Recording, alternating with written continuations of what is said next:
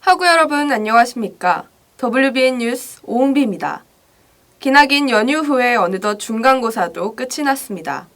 학우 여러분의 좋은 성과 있길 바라면서 WBN 뉴스 시작하겠습니다. 지난 23일부터 24일까지 우리 대학 문화체육관에서 2017 중소기업 융합대전이 개최되었습니다.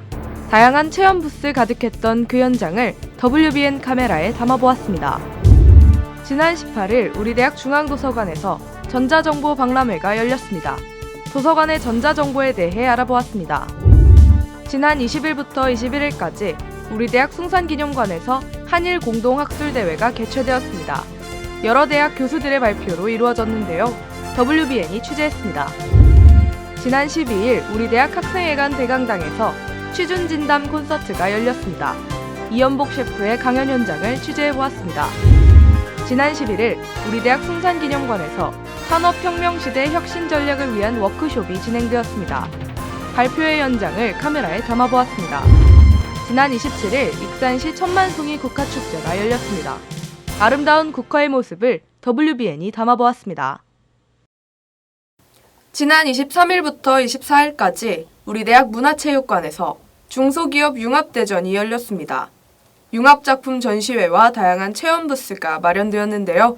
양주희 기자가 전합니다. 지난 23일부터 24일까지 우리 대학 문화체육관에서 2017 중소기업 융합대전이 개최되었습니다. 중소벤처기업부에서 주최한 이번 행사는 중소기업 중심의 협력 생태계를 구축하기 위하여 전국 각지 중소기업 연합회장들이 모였습니다. 익산 시립무용단의 식전 행사를 시작으로 송하진 전북도지사, 정원율 익산시장의 환영사, 정보포상 시상식 순으로 진행되었습니다.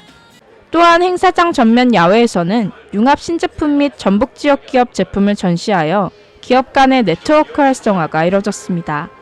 네, 전국에서 이렇게 중소기업인들이 약 1,200 업체가 이렇게 회원사들이 와 있는데요. 오늘 익산을 알리는 그런 계기가 되고 전라북도 홍보관이나 이런 것을 많이 참여해서 전라북도에서 제품만의 생산을 많이 좀 이게 홍보도 됐으면 하는 바람입니다. 이번 행사를 통해 서로 다른 기업의 노하우를 상호 교류하는 장이 되었으면 좋겠습니다. WBN 뉴스 양주입니다. 지난 18일 중앙도서관에서 전자정보 박람회가 열렸습니다. 도서관의 전자정보 시스템에 대한 설명과 경품 추첨도 진행하였는데요. 보도에 장재혁 기자가 전합니다. 저는 지금 전자정보 박람회가 열리는 중앙도서관 앞에 나와 있습니다. 지난 18일 우리 대학 중앙도서관 앞에서 2017 중앙도서관 전자정보 박람회가 개최되었습니다. 도서관 자치운영위원회가 주관한 이번 행사는 도서관에서 제공하는 전자서비스 활성화를 목적으로 열렸습니다. 전자정보 이용법 안내와 교육 세미나를 통해 학생들의 도서관 이용의 편리성을 추구하였습니다. 또한 체험 부스와 다양한 경품 추첨, 박람회 스탬프 투어를 진행하여 학생들의 많은 참여를 이끌어내기도 하였습니다. 요즘 학생들은 이런 컴퓨터나 인터넷이나 이런 것들 사용하는 거 좀 편하게 이렇게 사용을 할 수가 있잖아요. 그래서 그런 기회가 조금 더 도서관을 사랑하고 좀 방문하고 또 도서관에서 또 놀기도 하고 그런 계기가 좀 될 수 있었으면 좋겠습니다. 이번 행사를 통해 도서관의 다양한 전자자원 활용에 도움이 되었으면 좋겠습니다. WBN 뉴스 장재혁입니다. 지난 20일부터 21일까지 우리 대학 숭산기념관에서 한일 공동학술대회가 열렸습니다. 양국 대학 교수들의 발표와 토론으로 이루어졌는데요. 김남수 기자가 전합니다. 지난 20일부터 2일까지 우리 대학 숭산기념관 제1세미나실에서 한일 공동학술대회가 열렸습니다. 이번 행사는 원광대학교 종교문제연구소의 50주년을 맞아 동북대학 일본 사상사 연구실과 함께 주관하였습니다. 한일 전통 사상의 군대화 과정과 비판적 성찰을 주제로 개최된 이번 대회에서는 우리 대학뿐만 아니라 일본 대학 교수들을 초청하여 다양한 발표가 이어졌습니다. 그중 원영상 교수는 한국에서 불교의 근대화와 불교 개혁론에 대해 발표하기도 하였습니다. 또한 서구적 근대란 무엇인가에 대한 비판적 검토를 토대로 진행되었습니다. 이번 한일 공동 학술 대회를 통해 한일 양국의 학술사에 의미 있는 자리가 되었으면 좋겠습니다.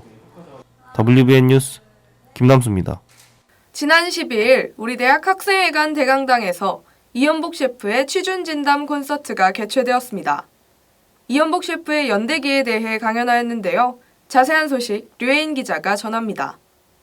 지난 12일 우리 대학 학생회관 대강당에서 2017 취준진담 토크 콘서트가 개최되었습니다.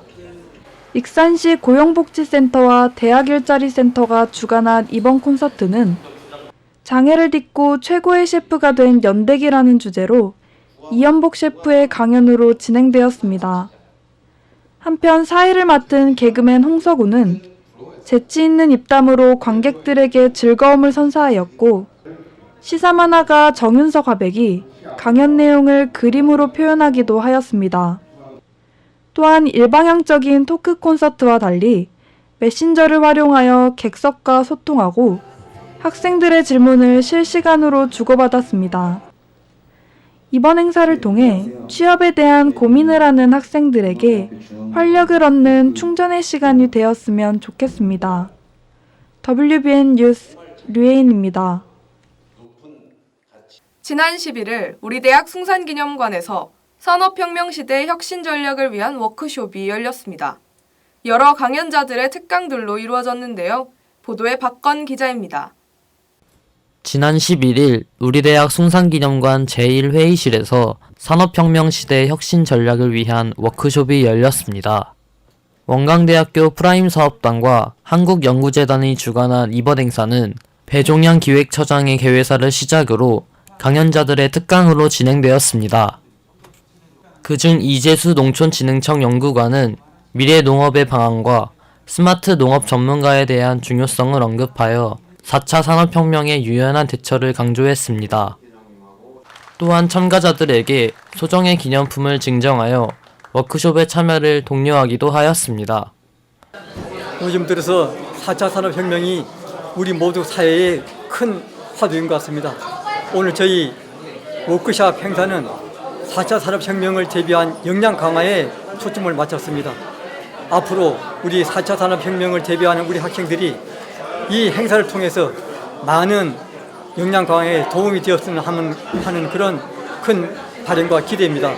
앞으로 우리 프라임 사업단에서는 계속적으로 이러한 행사를 통해서 우리 학생들의 앞날에 습격을 쌓는데 도움이 되도록 그렇게 계속 노력을 할 것입니다. 이번 행사를 통해 4차 산업에 따른 농업 발전을 이뤘으면 좋겠습니다. WBN 뉴스 박건입니다. 지난 27일 익산시에서 주최하는 천만송이 국화축제가 개최되었습니다. 아름다운 풍경이 펼쳐졌는데요. 조수민 기자가 전합니다. 저는 지금 익산 천만송이 국화축제가 열리고 있는 익산 중앙체육공원 앞에 나와 있습니다. 지난 27일부터 오는 5일까지 익산 중앙체육공원에서 천만송이 국화축제가 열렸습니다. 익산시에서 주관한 이번 행사는 올해로 14회를 맞이하여 많은 사람들이 방문하였습니다. 익산시를 대표하는 꽃은 국화로서 익산을 대표하는 미륵사지 모양의 국화탑이 지나가는 사람들의 이목을 끌었습니다. JIW단의 국화꽃 홍보 노래로 시작된 이번 행사는 국화빵 시식, 국화 보석함 만들기 체험 등 여러 부스로 다양한 볼거리와 즐길거리가 풍성했습니다. 제14회 익산 천만송이 국화축제에 많은 관광객 여러분들이 참여해 주시길 바랍니다. 앞으로도 이 축제가 익산시를 대표하는 축제가 되었으면 좋겠습니다. 이번 행사는 오는 5일까지 진행될 예정이오니 가족들과 방문하여 화목한 시간 되었으면 좋겠습니다. WBN 뉴스 조수민입니다. 이번 시간은 신박하고 기발한 어플들을 소개해드리는 코너 어플팁입니다. 과연 여러분께 소개해드릴 이번 주 어플은 무엇인지 알아보겠습니다.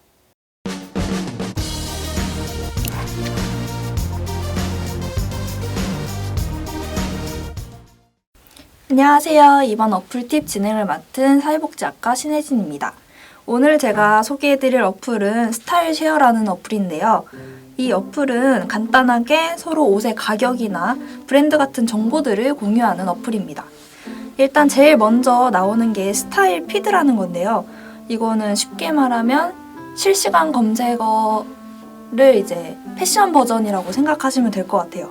그래서 계정을 만들고 나서 궁금한 정보들을 이렇게 댓글로 물어보면 글쓴이가 옷을 어디서 샀는지, 얼마에 샀는지까지 이렇게 알려주는 방식으로 진행이 되고 있습니다. 그리고 또 해시태그가 가능해서 자신의 궁금한 옷의 후기라든지 그 옷에 대한 정보를 쉽게 찾을 수 있는 그런 어플입니다. 이제 옷을 한번 검색 눌러볼게요. 그리고 이 옷을 직접 여기서 구매가 가능하거든요. 그래서 마음에 드는 옷이 있거나 사고 싶으면 바로 결제가 가능한 그런 시스템입니다. 그러면서 여러 유저들끼리 또 서로 팔로우도 하고 그래서 소식을 전달할 수도 있고요. 근데 여기서 또 이 어플 상에서 안 되는 금지 사항이 있는데 먼저 중고로 자신의 입던 옷을 값싸게 파는 게 그런 행위는 여기 어플에서 금지 사항이라고 합니다. 그럼에도 지금 여러 계정에서 이런 거래를 하고 있는 게 있거든요, 사실. 이렇게 해서 간단하게 이 어플을 소개해 드렸는데요. 저의 별점은 5점 만점 중에 3점입니다. 왜냐면 그 이유는 제가 사려고 하는 옷의 솔직한 후기를 이렇게 찾아볼 수 있고 이제 한 옷의 다양한 종류들을 한 번에 볼 수 있는 어플이어서 제가 많이 사용하는데 최근에 들어서 중고 거래라든지 아니면 상업적인 요소가 굉장히 많아진 것 같아요. 광고 같은 게. 그래서 이게 실제로 자신의 그 실제 후기인지 아니면 옷을 받아서 홍보를 해주는 그런 홍보성 글인지 그거를 구분하기가 어려워진 것 같아서 저는 3점을 드렸습니다. 옷에 관심이 있으신 분들은 한번 사용해 보셔도 좋을 것 같아요. 이것으로 스타일쉐어 소개를 마치겠습니다. 감사합니다.